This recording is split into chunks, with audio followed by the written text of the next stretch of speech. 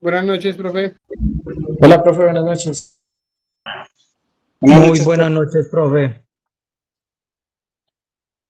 Bueno, vamos a dar inicio a esta importante clase del día de hoy, muchachos. Vamos a profundizar en el tema del trauma cráneoencefálico. Me parece extremadamente importante para nosotros como APHs.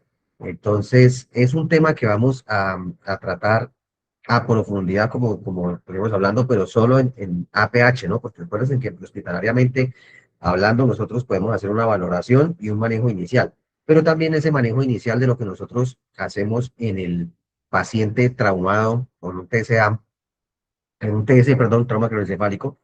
El manejo que nosotros le vamos a brindar a este paciente marca una diferencia muy grande entre las posibilidades de recuperación o en el deterioro del paciente como tal.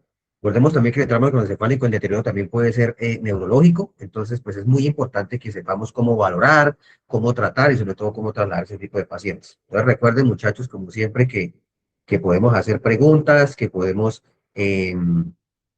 participar, que la idea es que ustedes participen y sobre todo pues que entendamos el tema.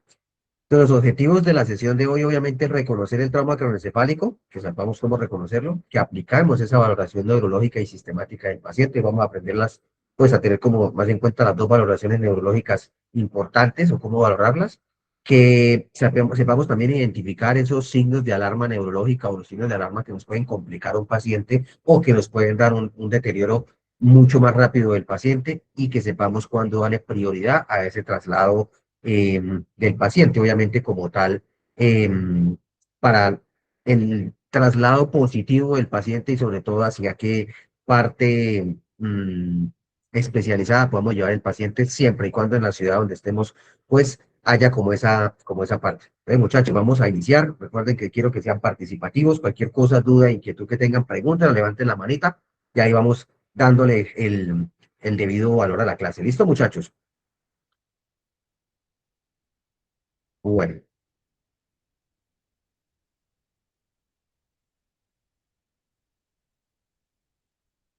¿Qué es un trauma craneoencefálico como tal? Entonces, un trauma craneoencefálico no solo lo podemos determinar cuando haya un accidente de tránsito, ¿cierto? Trauma craneoencefálico se puede presentar por muchas maneras, muchas formas en las que un paciente puede tener un golpe en la cabeza, caída de su propia altura, por agresiones físicas con golpes contundentes, por deportes de contacto, el cual tenga el paciente algún tipo de lesión, por un accidente laboral, se golpeó con algo, se cayó, etcétera, etcétera, etcétera. Y pues obviamente los más complicados, los más frecuentes y los más comunes, pues los accidentes de tránsito. Chacho, ¿me confirman si las diapositivas están pasando? No sé si les están pasando.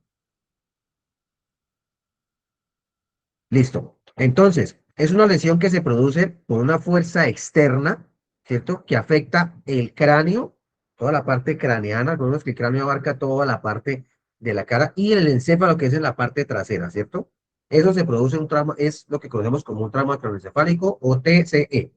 ¿Listo? Trauma craneoencefálico. Entonces, el cerebro puede lesionarse de múltiples maneras, punzantes, palpitantes, externas, internas, de muchas maneras puede haber un trauma craneoencefálico. Lo que necesitamos nosotros identificar o tratar de identificar es qué tan grave está la afectación de esa lesión y hasta dónde nosotros como APHs podemos darle manejo a este tipo de situaciones. Eso es lo que comprime lo que nosotros vamos a poder realizar en un paciente craneado o craneado, como llamamos nosotros en APH, ese cráneo del paciente. Este tipo de lesiones, este tipo de situaciones de trauma craneoencefálico pueden estar acompañadas de otro tipo de lesiones exsanguinantes, respiratorias y aparte trauma craneoencefálico, no solo el trauma craneoencefálico como tal. Por eso es tan importante la valoración que nosotros le demos y la importancia que también tenga este tipo de actuaciones. Pregunta para todos los que estamos en la clase del día de hoy. En algún momento, los APH, los bomberos o las personas que ya han tenido la oportunidad, en algún momento han tenido una situación en la que el paciente tenga solo un trauma craneoencefálico, pero que el paciente tenga respuesta motriz, es decir, el paciente se movilice, pero quede con alguna situación de trauma craneoencefálico. Es decir, no un trauma craneoencefálico grave, o puede ser grave la situación, pero que el paciente les haya dado signos de no inconsciencia. ¿Alguno me puede comentar eso? Profe, Andrés, bueno, hola, ¿qué tal? Bueno, Dale, démosle dale, paso Andrés, dale. damos paso a Andrés y ya te doy paso, Leo. Dale, Andrés, dale. cuéntame. Pues, profes, el caso que yo tuve fue un accidente de tránsito donde el pasajero salió expulsado por el Ujú. panorámico, nos llevaba el cinturón, se estalló el panorámico, llegamos y solo se le veía una contusión en la parte frontal La parte frontal. y la persona caminó, nos habló, de hecho, la persona fumaba, nos pidió un cigarrillo que lo sacáramos de los bolsos que estaban en el carro y cuando íbamos llegando al centro asistencial nos entró en paro. Muy bien. O sea, hizo un deterioro de estar completamente bien a quedar en un estado de paro. Imagínese el deterioro del paciente. Aparte, pudo haber tenido otro tipo de lesiones que no se tuvieron en cuenta. Muy bien, Andrés, muchas gracias. Leonardo, ahora sí. Profe, algo prácticamente similar, accidente de moto por los Ujú. lados de un camino, pues, carretera veredal. Eh, el señor se lo tumbó un árbol que estaba caído y al momento de nosotros llegar, pues sí, consciente, orientado, pero entonces cuando empezamos a hacer la indagatoria, empezó a Ajá. presentar lapsus de pérdida de la conciencia de lo que le había sucedido. Nos decía nombre, de dónde era, de dónde iba y para dónde iba, pero se le olvidó qué le había ocurrido porque no lo preguntaba. Y tenía también un rasponcito al lado de la frente, lado derecho, sí, parte superior. Le veíamos un raspón ahí, más no hinchazón. Nos preocupó esa pérdida momentánea de información y de una información tan relevante que era que nos Sí. decía, preguntaba constantemente qué le había pasado, si él iba bien, que qué le había pasado, que él iba para su casa, qué tal, pero que qué le había pasado, que le dijéramos qué le había pasado. ¿Sí me entiende? En Claro, ese momento, pues tomamos la determinación de trasladarlo para una valoración más exhaustiva en el centro asistencial. claro que sí, muy buena decisión, Leonardo. Eso es muy buena decisión. Eso es lo que hay que hacer, porque ese signo le está dando el paciente deterioro neurológico. Listo, le damos paso a George, ya le doy paso a Sergio y después le doy paso a Juan. George, buenas noches. Buenas noches, profe. Buenas noches, compañeros. No, profe, yo creo que fue algo que me llamó la atención fue que fue en un partido femenino entre el Ujú. equipo de América y el equipo de Santa Fe. Entonces la jugadora del América saltó a disputar el balón con la otra jugadora y la otra jugadora con el codo le golpeó la parte de atrás de la cabeza, como entre la nuca y la partecita de arriba. Solo que Y al del caer, céfalo como tal. América cayó mal. Pero entonces, digamos que la médico del América fue, nosotros fuimos pues como asistentes, y Ujú. lo que me causó como extraño fue que la jugadora del América en un momentico se le preguntó qué tiempo iba, dónde estaba, y respondió bien. Sino que cuando esas dos preguntas, ¡puf!, se desmayó, se fue. Hizo Y deterioro nos preocupamos grave. porque la saturación pues era muy bajita, entonces ya pues hubo que trasladar, pero me llamó la atención de que eso sí puede pasar, pero pues no se respondió bien. Claro, claro. Buscador en dónde estaba y al momento de esas preguntas ¡puf!, se fue. Sí, eso pasa porque el deterioro es directo, puede ser momentáneo, puede ser espontáneo o puede ser progresivo. Pero sí, señor, eso puede pasar. Así es. Sergio, buenas noches.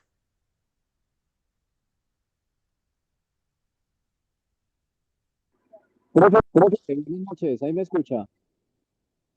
Sí, le escucho un poquito lejos. Ahora me escucha bien. Más o Profe, menos, sí, señor. eh, con respecto a la pregunta que usted hizo, ¿cierto?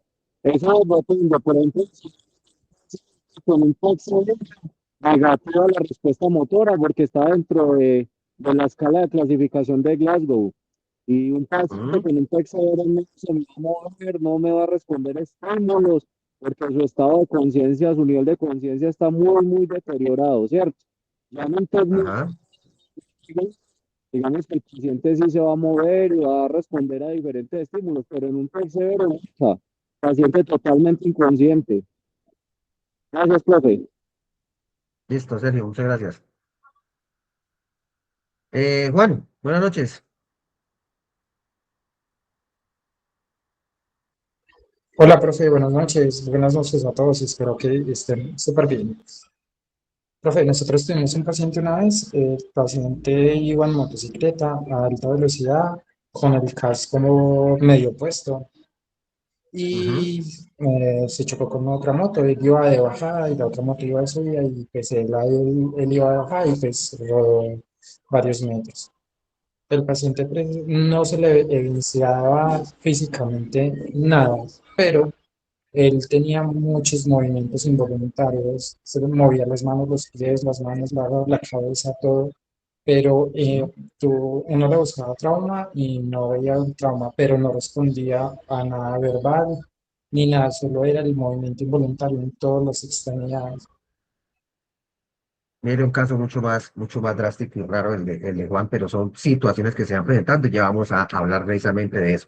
Bueno, Natalia, buenas noches. Buenas noches, profe. Buenas noches para todos. Profe, yo atendí un caso de un señor que estaba en estado de licoramiento y pues digamos que de donde cayó, no era pues una parte como muy alta. Ujú. Eh, Tomo pues como la terminación de llevarlo porque esos pacientes así en estado de licoramiento pues mirarles como el tema neurológico a veces es un poquito complicado. Sí. Y recuerdo mucho que la médica me decía que para qué lo había llevado, que mirara, que estaba en estado de licoramiento, que ese paciente no tenía nada, que bueno, la cantaleta que ellos saben echar, Ujú. como casi 3 horas, 4 horas después, el paciente les entró en paro y el paciente tenía fractura en base de cráneo. Y ella Imagínese. todo el tiempo alegó y dijo que no, que el paciente estaba súper bien. Por cierto, el paciente falleció. Más grave aún. Gravísimo, gravísimo los casos que están contando, pero miren, muchachos, que eso es lo importante de preguntar y de que ustedes comenten, porque miren que ustedes dieron muchas pautas y muchas cosas que pueden suceder en un deterioro neurológico de pacientes que aparentemente están bien, ¿cierto? Y eso es lo importante de esto, porque mire, un trauma craneoencefálico o un golpe en la cabeza, muchas veces, como en el caso de Natalia, así el paciente está en alicoramiento, pero para eso es la cinemática del trauma, para eso es que nosotros evaluemos el tipo de lesión que el paciente pudo tener, la forma en la que pudo haberse golpeado. Entonces, eso me puede indicar a mí muchas pautas y muchas cosas de que lo que puede llegar a suceder. Y para nosotros los APH, con el caso de Natalia, y que la felicito, así el paciente se hubiera estado en alicoramiento, yo voy y lo llevo. Así allá me digan que el paciente era un borracho, yo lo llevo porque yo estoy salvaguardando la vida del paciente y sobre todo yo estoy teniendo un criterio el cual tengo que mantener y obviamente es que el paciente tenga una evaluación. Desafortunadamente para ese paciente Natalia, el paciente murió. En el caso del paciente de Juan, pues imagínense la situación que el paciente presentaba movimientos involuntarios y posteriores al trauma, quiere decir que algo eléctricamente en su cerebro no estaba funcionando bien y le estaba causando ese tipo de lesiones. Y así sucesivamente con los casos que ustedes comentaron. Entonces, por eso es tan importante eso. Leonardo, ¿nos quieres decir algo más? Sí, profe, con respecto a esos casos que le suceden a uno que a veces uno queda con esas dudas, con esas incógnitas, le cuento un caso también que me pasó. eh, un señor también se un accidente de tránsito, no supimos bien si fue cicla o moto. El caso fue que nos lo llevaron al centro asistencial, al centro de salud, y el Ujú. paciente pues tenía su divagación. El médico decide trasladarlo, pero en ese traslado el paciente se le empezó a colocar morado y hinchado el pómulo de un ojo, el hinchado y se le empezó a colocar morado y el paciente pues relativamente empezó a presentar una baja de, de, de estado neurológico, ¿sí me entiende? O sea, ¿qué síntoma o qué sucedió ahí? El golpe en la cabeza del paciente generó una hemorragia, podría tener una hemorragia craneana que se evidenció en la parte baja. Puede tener una fractura de la base del cráneo, puede tener una fractura de órbita, muchas cosas pueden haber pasado en esa parte y se está evidenciando en una inflamación. Y si la inflamación empezó a presentar ese tipo de manifestación e inflamación y el paciente empezó a entrar en deterioro neurológico, ese paciente tenía una fractura en el cráneo, el cual estaba desencadenando eso. Muchas cosas pueden pasar con ese paciente. Entonces, bastante grave ese tipo de casos como tal. Mao, buenas Sí, noches. sí. Buenas noches, profe. Accidente en carretera, creo que ya se los había comentado, el muchacho que iba sin casco, en chanclas, Ujú. tal vez frenó en curva, se fue contra la montaña y la roca lo devolvió al piso. Se fracturó en el cráneo por los dos lados, parte derecha, parte izquierda. Cuando lo auxilié, bueno, lo puse de medio lado porque se estaba ahogando con la sangre y lo único que decía era, quiero a mi mamá, quiero a mi mamá. Eso era lo único que podía. No me dijo nombre, le insistí, ¿usted cómo se llama? ¿Usted sabe qué le pasó? No, nada. Él únicamente decía, quiero a mi mamá, quiero a mi mamá. Eso era todo lo que decía. Gravísimo ese tipo de situaciones. Bueno, muchachos, entonces mire que la importancia de esto. Cuando hablamos de un trauma craneoencefálico, tenemos las dos situaciones en lo que estamos hablando ahorita. Lesión primaria, el golpe, el trauma, lo que evidenciamos, la cinemática, lo que nos vimos, ¿cierto? Generalmente, si el golpe es muy fuerte, es irreversible, ¿cierto? Ya hay una lesión en el cráneo, ¿cierto? Pero lo importante de esto, del trauma craneoencefálico, es lo que puede pasar después. Ojo, estamos hablando de pacientes conscientes, no inconscientes, ¿cierto? Como para que la tengamos en cuenta.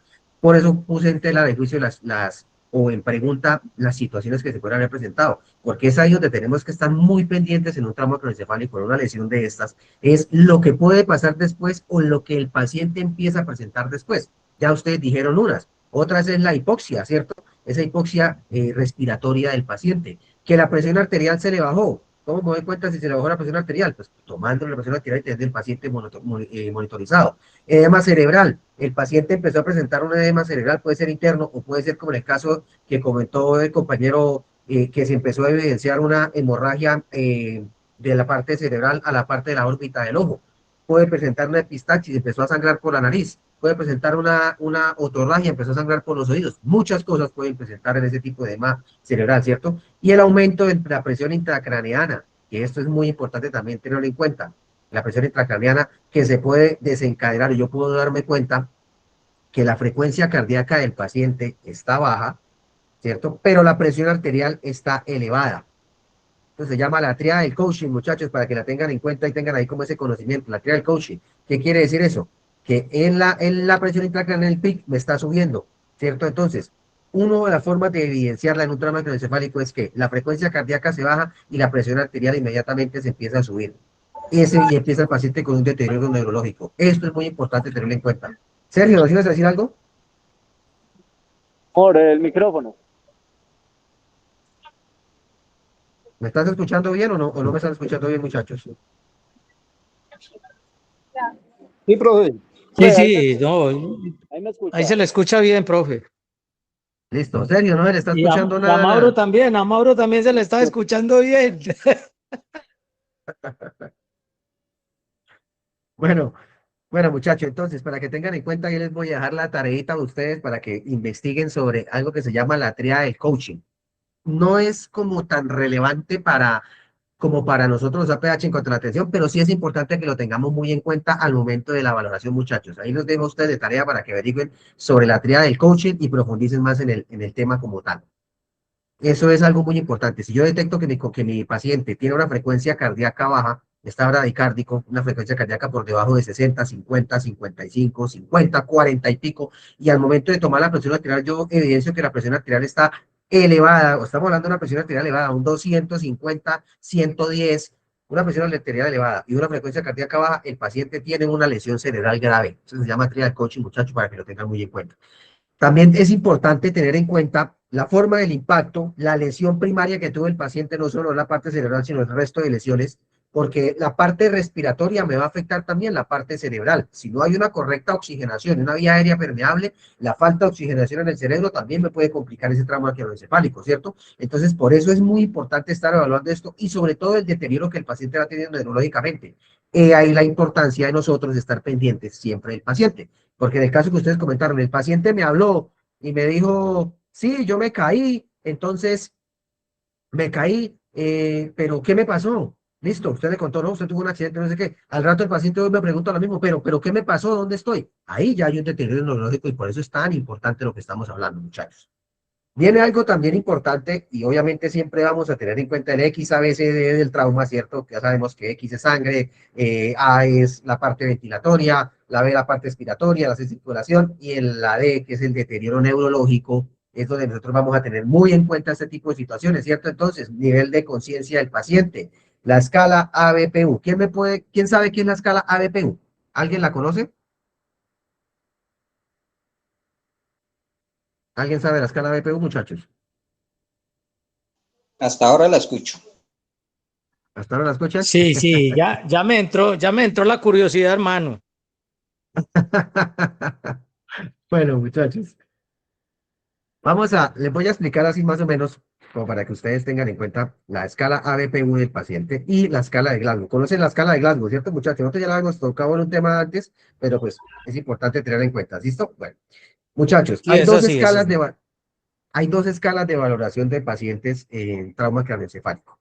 El nivel de conciencia nos dice a nosotros si el paciente está consciente o inconsciente, si tiene respuesta en muchas cosas. Pero la escala ABPU, muchachos, que es esa valoración que yo le voy a dar de ver al paciente, digamos, de una manera rápida, ¿cierto? Que son esas cuatro palabras que se van a valorar en el paciente. La A de alerta, la B de responde a la voz del paciente, la P de si el paciente responde al dolor y la U no responde. Ténganlo muy en cuenta. A, el paciente está alerta. La B, si el paciente responde a la voz, al llamado por voz. La P, si el paciente responde al dolor y la U, el paciente no responde. ¿Cómo voy a valorar esa escala? De manera simultánea. Si el paciente está consciente, alerta y orientado, voy a colocar escala ABPU completa. Si el paciente solo responde al dolor o no responde, pues coloco PU. ¿Sí me hago entender? O si el paciente me responde a la voz y me responde al dolor, pero no está alerta, coloco BP y así sucesivamente. ¿Me hago entender, muchachos? ¿O Sí, hay alguna profe. Sí, pregunta? sí, sí. Sí, por ahí está Eh, atendible. Muchos. Entonces, ABPU, la primera de alerta, la segunda de voz, la tercera, la P, que es de respuesta al dolor, y la U no responde. Entonces, según lo que el paciente me va mostrando, yo voy colocando en esa escala de cuatro signos o de cuatro síntomas del paciente. Entonces, si está completa, pues coloco ABPU, escala ABPU completa. O si no, pues según lo que el paciente me va respondiendo, coloco una de las letras. Y ya nosotros en la parte clínica o en la parte médica, si usted me lleva a esa escala, pues yo voy colocando y voy mirando ese tipo de situaciones. Eso es una escala BPU básica para valorar el paciente neurológicamente hablando. Pero también está la escala de Glasgow, ¿cierto, muchachos? Que ya la ahorita la volvemos a repasar, que es esa valoración mucho más profunda que me va a dar los 15 puntos del paciente en este tipo de situaciones. Pero también en ese deterioro neurológico tengo que evaluar la respuesta pupilar o las pupilas del paciente, que eso también me puede desencadenar a mí muchas situaciones de ayuda para valorar este tipo de situaciones. Entonces, la valoración neurológica siempre va a ser un componente del XABCD del trauma importantísimo. Recordemos nuevamente que siempre vamos a tener como prioridad las hemorragias del paciente, siempre vamos a tener como prioridad la vía aérea del paciente y posteriormente donde tenemos que empezar a hablar este tipo de situaciones. ¿Cierto? Pero en el caso de que yo encuentre un paciente con solo un golpe en la cabeza, no tiene hemorragias, el paciente está respirando por sus propios medios, el paciente se está movilizando, es ahí donde tengo que profundizar en el deterioro neurológico. ¿Y por qué lo tengo que hacer? Porque me di cuenta que el paciente se cayó de la moto y no llevaba casco, porque me di cuenta que el paciente le pegaron un palazo en la cabeza, pero el paciente simplemente tenía ahí la escalabradura, como llamamos en Colombia, escalabró el paciente, pero no nos dimos cuenta de que el paciente empezó a hablar algún tipo de cosas. Entonces, por eso el deterioro neurológico del paciente puede ser progresivo y es ahí donde la diferencia se va marcando en muchas situaciones. ¿Claros, muchachos? sí, señor. Listo. Ahora sí, obviamente vamos a profundizar en esa escala de la valoración. Entonces, escala BPU, la recordamos, ¿cierto? Alerta, ¿cierto? El paciente ya me está dando alerta. Me responde a la voz, lo llamo, don Juan, abrió los ojos, tiene una respuesta a la voz, ¿cierto? Al momento de quizá de tocarlo, le tocamos el brazo y el paciente dijo, ay, me duele, tiene respuesta al dolor. O simplemente el paciente en ningún momento me está respondiendo a ningún tipo de situaciones. Entonces, esa ABPU, yo la coloco en las siglas, cada letra en la manera de que el paciente me responde. Juan, ¿nos ibas a decir algo? Pregunta, profe, ahí en ese ABPU, por ejemplo, que reaccione a estímulo doloroso, pero que no refiere a ninguna respuesta verbal. En ese caso sería solo la P. Solo la P. Exactamente. Respuesta, entonces coloca escala BPU y entre paréntesis coloca solo P. O solo responde a la P como tal. Esta escala BPU, digamos que obviamente para valoración inicial de pacientes, cuando uno conoce la escala de Glasgow, para nosotros en la parte, digamos, de urgencias, de emergencias, nos puede servir mucho este tipo de valoración. El paciente al momento de la valoración solo respondía al dolor. Entonces, escala BPU, solo colocas la P como tal. ¿Sí? Ya si queremos hacer una escala mucho más profunda, tenemos la escala de Glasgow, muchachos, que también es muy importante que siempre la tengan muy presente y vamos a repasarla, aunque yo sé que ustedes todos se la saben. Recordemos que la escala de Glasgow siempre va a valorar 15 puntos, 15 de 15 posibles, ¿claros? Entonces, cuando tenemos una respuesta ocular del paciente, una apertura ocular, vamos a valorar de 1 a 4, ¿cierto? Que es la apertura ocular del paciente. Si el paciente en algún momento hace refracción ocular o el paciente simplemente al momento de yo llamarlo me abre los ojos, entonces vamos a hablar de 1 a 4, ¿cierto? Cuando hablamos de la respuesta verbal del paciente, es esa respuesta a las órdenes que yo le estoy preguntando, las cosas que yo estoy preguntando, ¿usted cómo se llama? ¿Usted dónde está? ¿Sabe qué le pasó? ¿Cómo se llama? ¿Dónde está? ¿Cierto? ¿Qué día soy? Todo ese tipo de situaciones la vamos a valorar de 1 a 5 puntos. Y la respuesta motora es la respuesta de movimiento del paciente. ¿Qué tipo de respuesta me está dando? Que esa valoración de 1 a 6 puntos.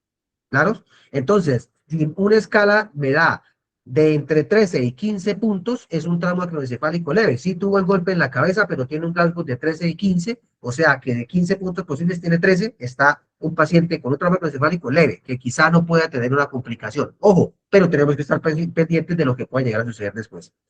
Ya hablamos de un trauma craneoencefálico moderado cuando me da de 9 entre 9 y 12 puntos. Es decir, que si está de 9 a 12 puntos de 15 posibles, el paciente tiene un trauma craneoencefálico moderado. Es decir, es un paciente que hay que estar mucho más alerta en ese tipo de situaciones. Pero si el paciente me da de 3 a 8 puntos, porque no va a dar nunca menos de 3 puntos, ¿cierto? Siempre me va a dar de 3 a 8 puntos. Ese paciente es un trauma craneoencefálico grave. Y eso es muy importante que lo tengan en cuenta porque la escala de Glasgow me va a determinar a mí si el paciente tiene un deterioro neurológico directo y progresivo, directo o instantáneo, o si el paciente me va a empezar a hacer un deterioro neurológico progresivo. Por eso es tan importante que tengan en cuenta la escala BPU o la escala de Glasgow en sí. ¿Está claro, muchachos? ¿Recuerdan bien la escala de Glasgow? ¿Cómo hacemos la valoración? Profe, una pregunta. En la escala de Señor. Glasgow, ¿la parte ocular solamente es en la apertura de los ojos o hay algún examen de la pupila que se realice y se tenga en cuenta? No, ya vamos a hablar de la respuesta pupilar. Cuando hablamos de apertura ocular, es si al paciente al momento de yo hablarle, yo tocarle, el paciente tiene la respuesta de los ojos completa, ¿cierto? Si solo me abre un ojo, si solo tiene la respuesta leve o si simplemente el paciente no tiene ningún tipo de respuesta. Ya la parte de la parte pupilar como tal, ya entra en otro tipo de valoración que ya les voy a explicar cómo es. Sterling, buenas noches. Profe, buenas noches, compañeros, buenas noches. Duda. En una capacitación anterior me habían indicado que cuando tomábamos escala de coma de Glasgow debíamos, pues durante el proceso, iniciando o después, también hacer el proceso reactivo pupilar, ver si están isocóricas o anisocóricas para dar como el dato completo y poder dar un dictamen más completo, pues por la reactividad ocular a la luz. ¿Es correcto o estoy mal? No, Sterling. En la escala de Glasgow como tal, lo que valoramos es la respuesta ocular de la apertura como tal. Si ya vamos a profundizar neurológicamente hablando en la anisocoria o en la parte, es más, pasemos de una vez a esa diapositiva que está acá. en esta parte. La escala de Glasgow me determina a mí el nivel de respuesta neurológico del paciente en el momento al movimiento, a la voz y a la respuesta al tacto, ¿cierto? Eso es lo que el paciente me va a determinar en ese caso.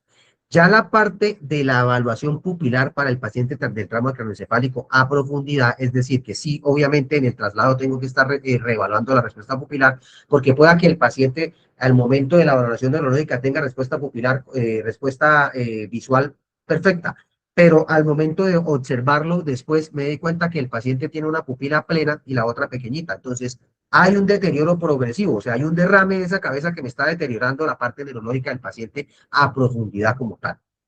Dime, Sterling. Sí, o sea, esa parte la entendí. Digamos que lo que usted nos decía, lo mínimo tiene que ser ese 3/15. Entonces, en esa Ajá. ocular, si la respuesta ocular inicial fue a la voz, que da ese 3, o al dolor, Espontánea. que es ese 2, me va restando. Digamos Ujú. que en la sumatoria con las otras respuestas, la verbal y la motriz, me dio un 5 sobre, perdón, un 5/15, que Sí. igual es un rango bajo, pero Ujú. cuando ya hice la valoración, pero durante ese proceso de estabilización de traslado, hago el trabajo con la linterna y veo que están anisocóricas, que está pues una totalmente dilatada y Una la otra muy pequeña. pequeñita.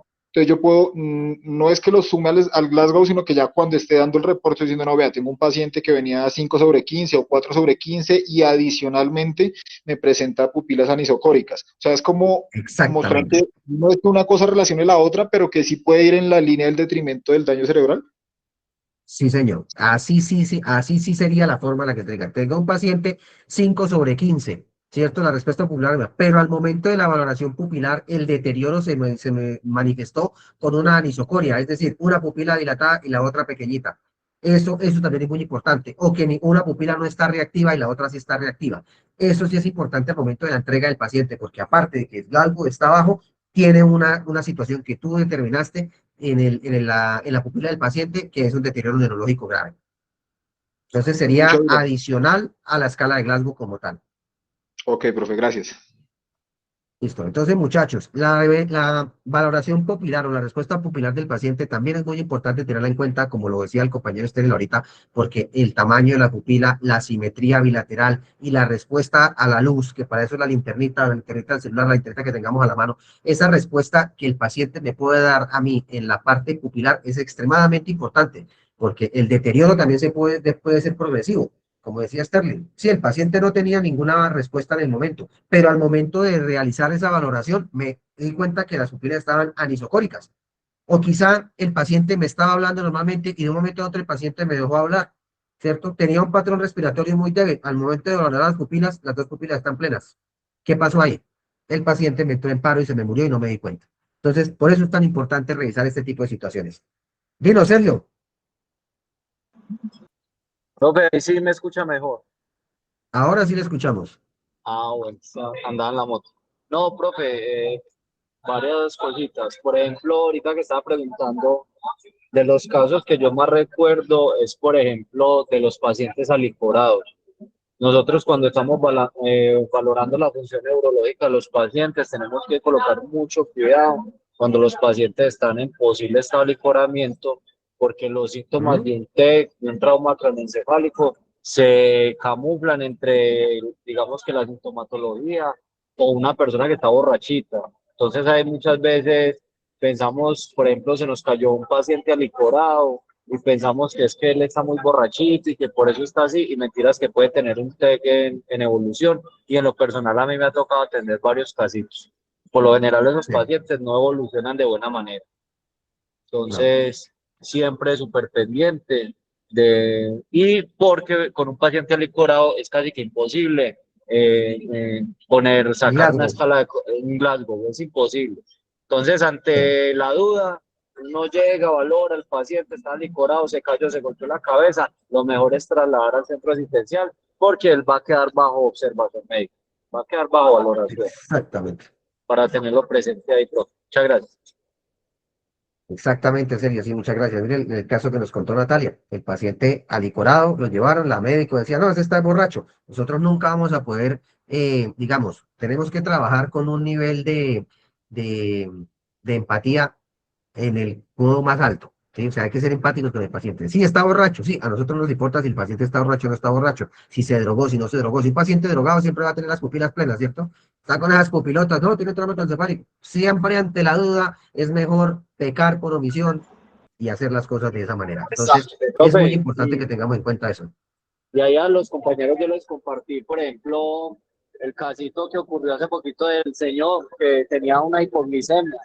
Iba manejando un bus y la policía lo paró y automáticamente empezaron a tratarlo como si fuera una persona que estuviera borracha. Y en realidad el Sí. señor estaba grave, tenía el azúcar por el suelo. Menos mal cuando llegó la ambulancia hicieron el proceso de valoración como era y se dieron cuenta que el paciente tenía una hipoglicemia. Pero imaginen el chicharrón tan grande en el que se puede meter uno por, digamos, valorar mal a un paciente y decir, "Ve, está borracho", y mentiras que tenía una condición de salud que lo estaba matando. Eso deriva casi siempre en una demanda. Exactamente, muchachos. Mucho cuenta con eso porque las bajas de azúcar a veces semejan ese tipo de reacciones como si el paciente estuviera borracho y resulta que estás en una hipoglicemia severa. Starling, dime. Dos cositas ahí con lo que dice el compañero. ¿Ahí me escuchan bien? ¿Se escucha lejitos? Hola, hola. ¿Ahí me escuchan mejor? Ahora, Listo. Lo sí, ahora primero, sí. sí, la intoxicación por alcohol acá se está presentando mucho y es que como están vendiendo tragos adulterados, la intoxicación Ujú. es mucho más grave que la intoxicación por alcohol, pues normal, procesado, de venta libre, porque el Sí. daño directo al riñón es mucho más grave, los efectos son mucho más rápidos y pues el daño neurológico en muchos de los casos reportados es mucho más alto, o sea, atenderlo es mucho más difícil. Lo segundo, con lo que dijo el caso Sí. del conductor, sí fue un caso de un conductor acá del CIP en Bogotá. El problema fue que la primera ambulancia que llegó junto con policía lo valoraron por alcoholemia. Los que lo alcanzan incluso a esposar, quienes logran finalmente parar el asunto son los compañeros de la misma empresa que pasan, lo ven así, no, este mal lo que estás enfermo, este mal le ha pasado varias veces. Entonces, pues, uno, sí tener cuenta con la cuestión de la intoxicación del alcohol, ¿por qué? Porque pueden ser diferentes sustancias. Y lo segundo, exacto, la valoración es complicadísima porque puede incurrir en problemas para nosotros. Eso era todo, gracias. Gracias, Sterling. Sí, señor. Muy pendientes con eso. Andrés,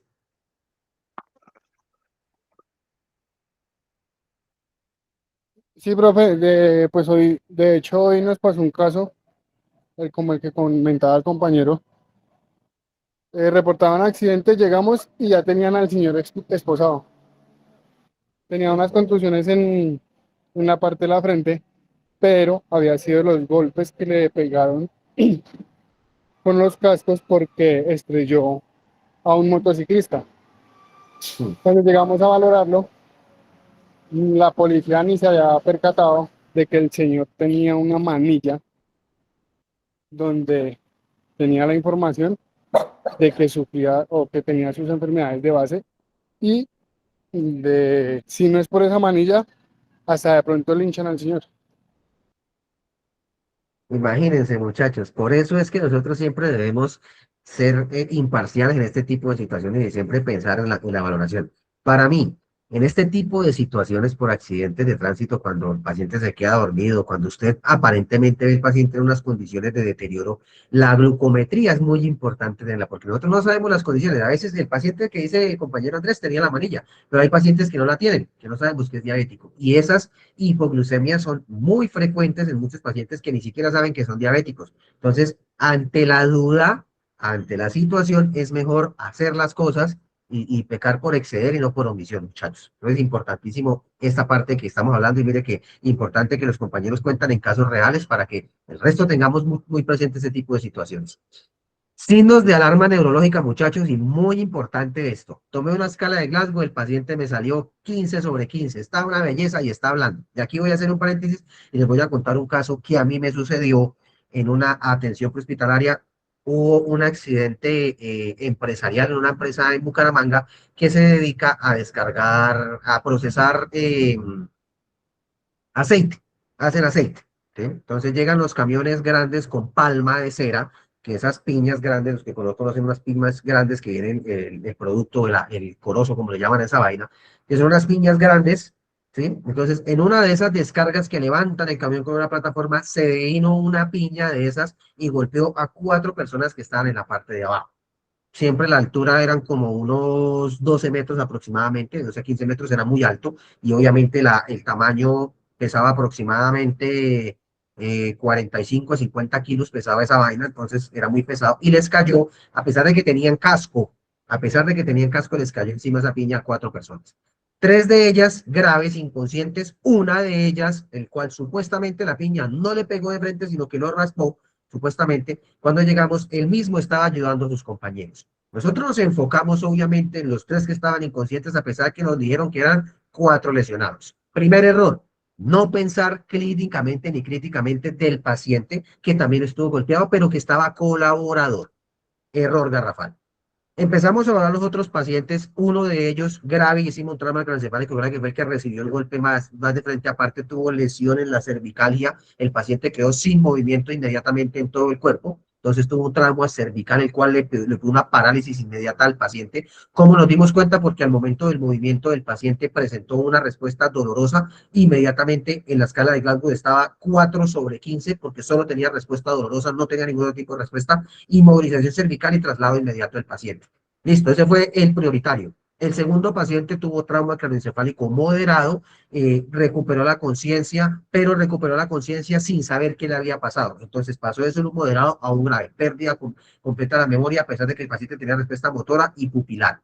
Y era un paciente comunicativo. ¿Por qué lo clasificamos como grave? Porque el signo de alarma es un deterioro progresivo, porque recuperó la conciencia y después de recuperar la conciencia el paciente empezó a preguntar que dónde está, qué le pasó, ni siquiera sabía cómo se llamaba. Entonces pasó de ser un moderado a un grave y trasladamos el paciente. El tercer paciente recuperó su conciencia, recuperó su estado de movilidad, dolor en en la zona del cráneo, fractura porque el casco se le volteó y el mismo casco le produjo una fractura, sin un corte con hemorragia en el cráneo. Sin embargo, se trató como un trauma encefálico moderado y se trasladó. El cuarto paciente, que fue el que nos dio la sorpresa mucho más grande, estando ayudándonos a movilizar a los pacientes, a decir qué había pasado, dónde había caído la piña, cómo encontró a los compañeros, el que nos estaba dando la información, de un momento de otro empezó con un vómito en proyectil.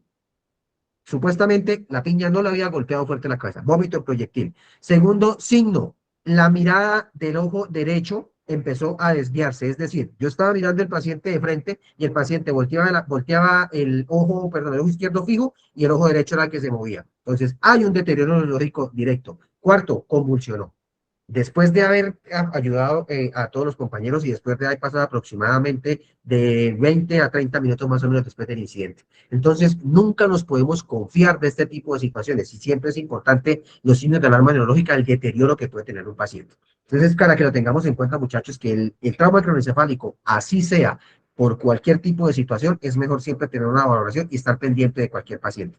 Entonces, disminución de la escala de Glasgow, ya lo habíamos valorado, estaba 15/15, pero después el paciente empezó a tener otro tipo de situaciones. Vuelve a llegar la valoración de Glasgow. El paciente puede convulsionar. Una convulsión es un signo de alarma neurológica después de un trauma. Importante. Que el paciente presente a vomitar, lo que nos pasó el caso de nosotros, un vómito. Vomitó, quizá pudo haber vomitado porque se le revolvió el estómago, uno pensó, pero el paciente vomitó y a los 2 minutos volvió a vomitó. Un vómito en trauma craneoencefálico, gravedad, muchachos. Si el paciente empezó a hablar con nosotros, como un caso que no recuerdo quién fue que lo contó, que el paciente empezó a presentar hipoxia y empezó a presentar dificultad respiratoria, grave. Hay un tipo de lesión grave.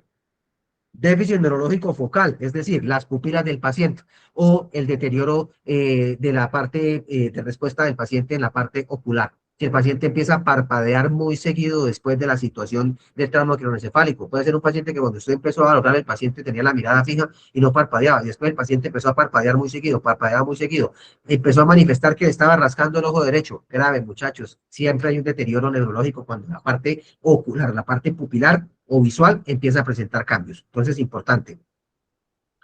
Si dentro de la valoración del paciente, el paciente estaba bien y de un momento a otro empezó a presentar una otorragia o una rinorragia, de un momento a otro, súbitamente, el paciente empezó a sangrar por la nariz o por el oído, grave, hay un deterioro neurológico y es un paciente que hay que trasladar rápidamente. ¿Alguien quiere anexar alguna otra situación de pronto? o algo que se hayan dado cuenta de este tipo de situaciones como para estar pendiente. Yo sé que ya me dieron muchas pautas, el movimiento del paciente de Juan o situaciones, pero el deterioro neurológico puede tener varias situaciones que me pueden desencadenar a mí en valoraciones que yo pueda tener posteriores a este tipo de situaciones. Dime, Sterling. En ese caso del sangrado, bueno, ya hace varios años que el sangrado comenzó primero un sangrado normal y luego la sangre comenzaba a verse acuosa, como grasosa amarillenta. Posterior, el médico que atendió el trauma nos decía que era ya un caso grave porque había posibilidad de una salida de líquido cefalorraquídeo. No sé si era pertinente el dictamen o no, pero pues sí me causó curiosidad porque normal, había visto ya en otras ocasiones el sangrado normalito, pero en esa ocasión fue por tiempos. Primero sangrado normal y luego el sangrado un poco más acuoso, como agua aceite. Sí, sí, hay posiblemente había una salida de líquido cefalorraquídeo. Es lo más probable y sí, para mí sí es correcta la valoración. Entonces, eso también es importante, muchachos, valorar la forma del sangrado. Bueno, importante para nosotros como manejo prehospitalario en un trauma craneoencefálico, dependiendo o independientemente de la situación, si el paciente está consciente o inconsciente, estos 5 pasitos es importante tenerlo en cuenta. Esto no es XABC, ¿no? Esto es manejo prehospitalario del trauma craneoencefálico. Solo estamos hablando del trauma craneoencefálico. Como primera medida, ya determinamos que el paciente tiene trauma craneoencefálico. Asegurar la vía aérea. Siempre, muchachos, la respiración va a ser fundamental en el paciente, asegurando la vía aérea y manteniendo una oxigenación adecuada, va a llegar oxígeno al cerebro y eso me va a ayudar a que el deterioro no sea tan progresivo. Si el paciente, aparte de trauma craneoencefálico, me presenta un deterioro respiratorio, va a ser mucho más complicado que ese paciente me salga del estado en el que está o que se me complique durante el traslado. Cuando hablamos de evitar la hipotensión, ¿qué me puede causar hipotensión? Una falla respiratoria, una hipovolemia, es decir, no controlamos las hemorragias del paciente y esto me va a causar que la presión del paciente se me baje, o la temperatura del paciente, muchachos. La temperatura del paciente es importante. Entonces, evitar la hipotensión quiere decir que tenemos en cuenta que el paciente no se me vaya a hipotensar, que el paciente no vaya a tener sangrados abundantes y sobre todo que la parte respiratoria del paciente esté completamente abierta. Ahí decía Sterling en el chat, la ropa apretada del paciente. Sí, señores, la ropa apretada del paciente. Por eso, cuando nosotros vamos a valorar tijeritas de trauma, inmediatamente despejamos vía respiratoria, despejamos pecho del paciente. Si tenía una chaqueta muy bonita, un saco muy bonito, la muchacha tenía un brasier, no sé, marca Victoria Secret, no sé, ahí sí nosotros no nos importa ese tipo de cosas, lo que tenemos que hacer es despejar esa vía respiratoria para que el paciente tenga una correcta oxigenación. Ropa de prenda muy ajustadas, maletas, bolsos, arneses, etcétera. Sí, señor, despejar completamente la vía respiratoria es lo más importante en este tipo de situaciones. La protección cerebral, muchachos, si hay trauma craneoencefálico, el collar cervical sí o sí. Ya recordamos que ya nosotros discrepamos mucho sobre el collar cervical. Yo lo sigo usando, yo sigo poniendo el collar cervical porque prefiero protegerle al paciente la parte motora o la parte psicomotora del paciente con el collar cervical. Entonces, mi recomendación, así las nuevas guías, hay unas que dicen, como discrepamos las pasadas, que unas guías dicen que la colocación del paciente en la tabla espinal más la del collar cervical no justificaba o no daba como si hubiese una protección completa, pero siempre la protección cervical del paciente, pensemos en ese deterioro que el paciente puede tener posterior al trauma y pensando en la recuperación de ese paciente. Entonces, para mí el collar cervical, siempre la protección cervical y el alineamiento cervical va a ser mucho en este tipo de situaciones. Y sobre todo que sí están comprobados que el manejo del collar cervical en trauma craneoencefálico con la inmovilización y evitar el movimiento de la cabeza puede evitar la presión intracraniana alta, es decir, que el paciente se me vaya a subir la presión intracraniana, que se me le baje la frecuencia cardíaca y se me le suba la presión arterial al paciente, lo que les quedo de tarea a ustedes para que averiguaran la tarea del coaching, muchachos. Léanla en serio, que yo sé que van a encontrar cositas que van a ser muy importantes. Y sobre todo, muchachos, que cualquier paciente con trauma craneoencefálico tiene que tener una monitorización continua. Y no solo es monitoría de signos vitales, es monitoría visual, reevaluar y siempre estar pendientes de lo que puede llegar a presentar este paciente como deterioro neurológico, ¿sí? Porque estamos hablando directamente de un trauma craneoencefálico, es situaciones que me pueden desencadenar que el paciente me reverse esa valoración inicial que yo hice. Se me complique o que pues el paciente podamos entregarlo de manera correcta a la clínica para donde lo llevemos. Preguntas, dudas, inquietudes, aportes.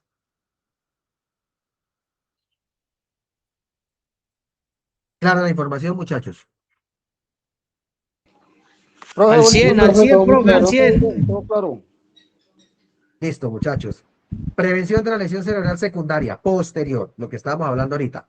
Evitar la hipoxia, es decir, evitar esa parte respiratoria. William, dinos. No, profe, para saludarlos y saludar a los compañeros. Una clase muy bonita, sí, señor, todo entendido. Gracias a Dios, todo lo ve. Listo, William, muchas gracias. Entonces, muchachos, la prevención, la prevención de la lesión cerebral secundaria, obviamente, lo que tenemos que hacer cuando ya tenemos nuestro paciente estable siempre es evitar la hipoxia. La hipotensión, muchachos, es muy importante. La hipotensión va siempre de la mano de la hipotermia o va siempre de la mano del deterioro del paciente por medio de pérdida de sangre. Siempre reevaluar la escala de Glasgow. Esto es muy importante. Siempre en un paciente craneado es que la escala de Glasgow se revalore constantemente, obviamente para que ese paciente tenga digamos que una correcta entrega o que nosotros no vayamos a tener un problema durante ese paciente. Y obviamente, siempre que vamos a detectar un trauma craneoencefálico, lo evaluemos de la manera correcta, siempre ese paciente tiene un traslado oportuno al centro asistencial más cercano. Si detectamos que un paciente con un trauma craneoencefálico está inconsciente, ojalá, si tenemos la disposición o la opción de llevarlo a un paciente de un trauma craneoencefálico a un nivel superior, es decir, de un tercer nivel hacia arriba, mucho mejor, muchachos, porque un paciente con un trauma craneoencefálico grave, lo llevamos a un centro de salud, no va a tener una atención directa y adecuada. Entonces, por eso es tan importante evaluar. Si ya estamos en una zona donde no hay más, pues ni modo, no hay más, y allá les llega el chicharrocito con ese paciente craneado, el cual lo van a tratar de estabilizar, quizá intubar, si ese llega el caso, sedarlo. Eso es, la sedación en este tipo de pacientes sería prioritario y primordial, porque un paciente sedado es un paciente que ventilatoriamente lo podemos acceder, y es un paciente que va a tener ventilatoriamente, por eso es tan importante la parte ventilatoria, que ventilatoriamente esté respirando, eso me va a desencadenar un posible deterioro menor. Pero si no tenemos la opción si tenemos la opción de llevar un paciente a un mejor centro asistencial, hagámoslo, muchachos, pensemos en esa recuperación del paciente. En los casos de las grandes ciudades, Bogotá, Cali, Medellín, siempre es mejor una estancia de nivel superior para este tipo de pacientes. Siempre el objetivo del APH es proteger el cerebro hasta el tratamiento definitivo, es decir, nosotros como APH siempre tenemos que presentar siempre o tratar de preservar siempre la parte ventilatoria, la parte exsanguinante y la parte cerebral. Esas serían nuestras partes fundamentales. Las fracturas inmovilizadas no se van no se va a fracturar más el huesito, ¿cierto? Si ya está inmovilizada, pero sí la parte respiratoria y la parte exsanguinante es muy importante tenerla en cuenta. Algo también muy importante, muchachos, si tenemos la opción de comunicarnos con la unidad receptora del trauma craneoencefálico, es decir, como en las ciudades principales, me imagino yo, sí, porque en Bucaramanga uno puede comunicarse con el receptor al que va. No sé si en Bogotá o en Cali o en Medellín las personas que están en la clase me pueden decir. Si yo puedo comunicarme con la persona a la cual voy a llevar el paciente, obviamente es muy importante tener en cuenta esa mecánica del trauma, cómo sucedió el paciente, ¿cierto? Paciente que iba en motocicleta sin casco y golpeó y sufrió un trauma craneoencefálico, rodó tantos metros, etcétera. La escala de Glasgow es importante, siempre la escala de Glasgow es importante darla, o la ABPU, también es importante darla, si no dice la escala de Glasgow, pues la ABPU también es importante. Si el paciente durante la evaluación y durante el traslado me presentó algún tipo de cambio neurológico, ¿cierto? El paciente estaba 15/15, pero en este momento está 8/15. Hizo un deterioro neurológico importante. Los signos vitales, muchachos, signos vitales reales, ¿no? Los que sí tomamos, no los que inventamos. Todos los pacientes 120/80, todos los pacientes saturando 98% y todos los pacientes frecuencia cardíaca de 60. Ojo, es muy importante, muchachos, y ahí se ríe Juan porque sabe que lo ha hecho. Muchachos, los signos vitales es importante colocarlos reales. Tómenle los signos vitales al paciente. Si tienen el monitor se encarga de tomárselos, uno no. Si no tienen el monitor, cojan su fonendoscopio y tomen la presión arterial del paciente, la frecuencia cardíaca, la saturación de oxígeno. Es muy importante saberlo porque esto me puede también determinar a mí un deterioro en el paciente, ¿cierto? ¿Qué tratamientos hice en el paciente? ¿La inmovilicé, no inmovilicé, canalicé, no canalicé, etcétera? Toda la intervención que yo hice en el paciente, tanto durante el traslado o durante la estabilización del paciente, ¿cierto? Y por lo menos, tiempo estimado de llegada. Ojo, muchachos, recuerden que nosotros no podemos pasar los 80 kilómetros por hora, ¿no? Si tengamos ambulancia turbo, ultra, mega, una Raptor como ambulancia, no he visto la primera en Colombia, tengamos una Raptor como ambulancia que anda a 300 kilómetros por hora, ¿no? La velocidad siempre va a ser, la velocidad no va a marcar la diferencia siempre y cuando, pues, sepamos hacer las actuaciones como tal. Entonces, muchachos, importantísimo, si tengo comunicación con el receptor o a la persona a la que le voy a entregar el paciente, esto es muy importante tener en cuenta al momento de llegar a hacer ese traslado de ese paciente. Bien, muchachos, como conclusión de lo que hemos hablado hoy del trauma craneoencefálico, que es muy importante y que profundicemos en este tipo de situaciones, es que una valoración sistemática siempre va a tener como prioridad o como resultado una mejor intervención o un mejor traslado de ese paciente. Si yo reevalúo y reevalúo esta valoración del paciente durante el deterioro neurológico, puedo darme cuenta de ciertas cosas que para el paciente y para la entrega del paciente pueden ser muy relevantes.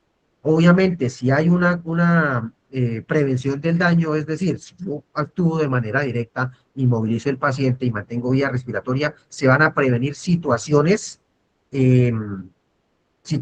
de complique del paciente. También el traslado oportuno, muchachos, deterioros neurológicos o traumas craneoencefálicos graves, es mejor traslado oportuno del paciente, ¿cierto? Inmovilización y traslados de paciente, porque las complicaciones adicionales en este tipo de pacientes pueden marcar diferencia de vida o muerte en cuestiones de tiempo. Entonces, por eso es muy importante esta valoración crítica o ese pensamiento crítico que tengamos los APHs ante este tipo de situaciones. Entonces, siempre esa es prevención, siempre es valoración y sobre todo, muchachos, evaluar y reevaluar siempre todas las situaciones que pueden presentar. Vuelvo y repito, hipotermia en trauma craneoencefálico, complicación directa del paciente. Algo me colocaron por aquí en el chat. Las de Cali parecen rápido y furioso. Sí, en este momento, desafortunadamente para Colombia, Cali es un punto neurálgico bastante grave. Hay muchas ciudades en Colombia que han mejorado mucho la parte de traslado de pacientes y sobre todo esa guerra que había entre ambulancias, pero Cali se sale de las manos, empezando porque hay ambulancias que están trabajando sin habilitación. Entonces, difícil, muy difícil, desafortunadamente, y Cali, que es digamos, una ciudad que tiene tantísima parte médica especializada, pero pues bueno, ojalá eso mejore. Muchachos, esta fue la clase del día de hoy. No sé si alguien tenga alguna otra pregunta, duda, inquietud o aporte para dar a la clase. Yo creo que la información es bastante clara, muchachos. Leonardo, ¿ibas a decir algo? Sí, profe, no, muy instructiva la clase, felicitaciones y muy llenadora la clase, profe. Gracias, Leonardo. Gloria, buenas noches. Hola, profe, buenas noches, compañeros. Profe, no, que su clase es súper buena, muy interesante, son temas, especialmente este tema que es bastante amplio y bastante delicado, donde hay mucho para aprender, pero es muy cortico el tiempo. Sí, sí, desafortunadamente eso nos dan una horita para ese tipo de clases, pero muchachos, si ustedes quieren podemos profundizar más, pues yo estoy tratando de escoger los temas como para profundizar y llevar a un punto, digamos, más a fondo y más llenativo en cuanto a información, que ustedes queden como con esa información, pero pues las sugerencias siempre van a estar ahí para todos ustedes, muchachos. De todas maneras, ustedes saben que nosotros como APH siempre vamos a estar limitados a la acción, pero por eso siempre les recalco a ustedes mucho, muchachos, que seamos buenos APHs en este tipo de situaciones y sobre todo que siempre hagamos como esa retroalimentación de lo que aprendamos. Voy a seguir profundizando en más temas y les voy preparando para las siguientes clases. Entonces, muchachos, muchas gracias a ustedes por la asistencia a la clase. Nos vemos la próxima semana. Tengan un muy buen fin de semana. Cuídense mucho y cualquier cosita, ustedes saben que ahí estamos para servirles, muchachos. La clase queda grabada y el acceso a la información lo pueden pedir en la plataforma. Buenas noches Profe, para todos. muchas gracias. Muy buena la clase. Compañero, feliz noche. Dios los bendiga. Muchas gracias, profe. Feliz noche. Gracias, profe. Dios lo guarde. Dios lo bendiga. Cuídense mucho. Feliz noche.